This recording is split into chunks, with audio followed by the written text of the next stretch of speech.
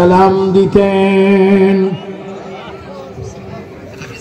হুজুর আব্দুল কাদের জিলানী নবীর কদম মুবারকে এসে নবীর দিকে তাকিয়ে নবীকে সালাম দিচ্ছেন আর বলছেন, ইয়া রাসূলুল্লাহ, ইয়া রাসূলুল্লাহ, আনা আব্দুল কাদের জিলানী আল হাসানি ওয়াল হুসাইনি।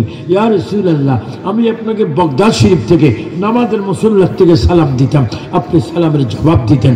আমি আপনাকে দেখতাম, আপনি আমাকে দেখতেন। ইয়া রাসূলুল্লাহ, আমি 50,000 রুহানি আপনার উম্মত নিয়ে আমি এসেছি। ইয়া রাসূলুল্লাহ, আমার চোখে চায়, আমার দিলে চায়, আমার মনে চায়, আমার প্রাণে চায়, আমার কলবে চায়। ইয়া রাসূলুল্লাহ, আপনার চেহারা মোবারক দেখতে, আপনার হাত মোবারক দেখতে। ইয়া রাসূলুল্লাহ, আপনি আমাকে দেখা দেন, আপনি আমাকে চেহারা মোবারক দেখান। গৌসে পাক যখন কাঁদতেছেন, আল্লাহ রসুল রওজা পাকের ভিতর থেকে হাত মোবারক বাইর করে বলেন, আব্দুল কাদের জিলানী, তুমি আমার জিয়ারত করো। আর একটু জোরে বলবেন না সুবহানাল্লাহ। সেই গৌসে পাক আব্দুল কাদের জিলানী এত বড় ওলি হওয়ার পরও তিনি পীর ধরেছেন, তিনি মুর্শেদ ধরেছেন। তবে দেখা যায় মুর্শেদ ধরার পিছে গোপন একটি রহস্য আছে। সেই রহস্য হচ্ছে শরীয়ত, তরিকত, মারফত, হাকিকত। সব কিছু জানতে হলে একজন আধ্যাত্মিক দরজার মুর্শেদ ধরতে হয়। বলেন আমরা মুর্শেদ মানি কি মানি না? কে কে মানে একটু ডান হাত তুলেন। বলেন আমরা মুর্শেদ মানি কি মানি না? মুর্শেদ ধরা কি শিরিক না বেদাত না ইবাদত? আবু উসমান আল কাদরি একদিন মারা যাবে, আজকে হোকার খালকো। অনেক ওয়াহাবিরা বলে কেউ হুজুর নাই মরে গেছে। আমি যদি খবর তাহলে আজকে 5/3/2025 ব্রাহ্মণবাড়িয়া সদর ফয়জিয়া দরবারে পীরে তরিকত আল্লামা মুফতি গিয়াসউদ্দিন সাহেবের আব্বাজান হজরত আল্লামা জনাব নজিব উদ্দিন শাহ কাদরি উরুসে ফাতিহা আমি এসেছি। বলুন হায়াতের মালিককে। এই জন্য কাউকে হিংসা করবেন না। আহলে সুন্নাত ওয়াল জামাতের পক্ষ থেকে আপনাদের কাছে ওসিয়ত, 5 ওয়াক্ত নামাজ পড়বেন, দুরূদ শরীফ পড়বেন, দেশকে ভালোবাসবেন, দেশের উন্নতির জন্য আল্লাহর কাছে দোয়া করবেন এবং বড় ছোটকে আদর করবেন, ছোট বড়কে ইজ্জত করবেন।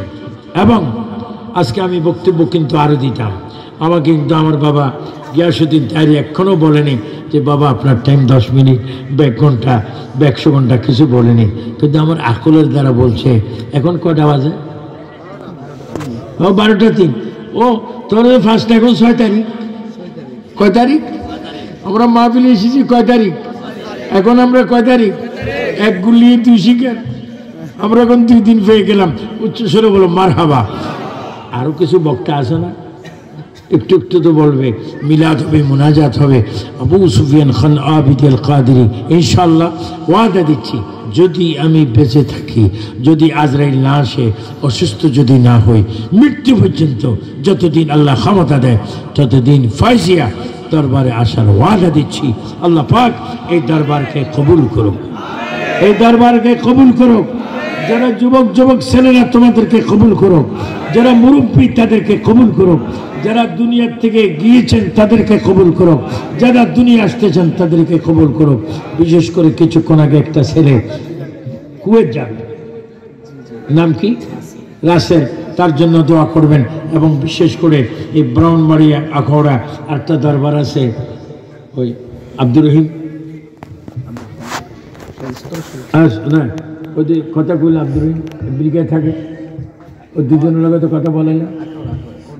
হ্যাঁ, আখাউড়া কর্নেল বাজারের গৌসিয়া দরবার শরীফ থেকে তারা দোয়া চেয়েছেন। আব্দুর রহিম সাহেব, তার ভাইয়েরা এবং তাদের একজন সন্তান ফয়েজ, তারা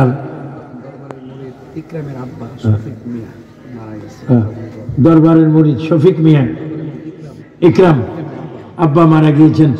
আল্লাহ শফিক মিয়া তাকে যেন আল্লাহ মিন জাহাজের জান্নাত দান করে। সবাই উচ্চ স্বরে বলো আমিন। আল্লাহ পাক আমাদের প্রত্যেককে কোরআন ও সুন্নাহ বা কিয়াস ভিত্তিক আমাদেরকে থাকার তৌফিক দান করো। একটা মিনিট দুরূদ শরীফ পড়েন। আল্লাহুম্মা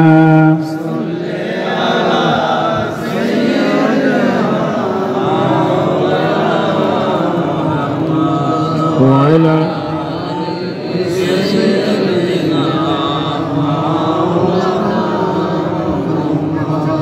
সুফি ইদ্রিস আলী রহমতুল্লাহ আলাইহ চিশতিয়া আলিয়া দরবার শরীফ, সেই দরবার শরীফের শাহজাদাগণ আপনাদেরকে সালাম দিয়েছেন। তাদের একজন শাহজাদা তৌহিদ সাহেবের ছেলে জনাব মোহাম্মদ তামজিদ আলী সুন্নত মুসলমানি হয়েছে।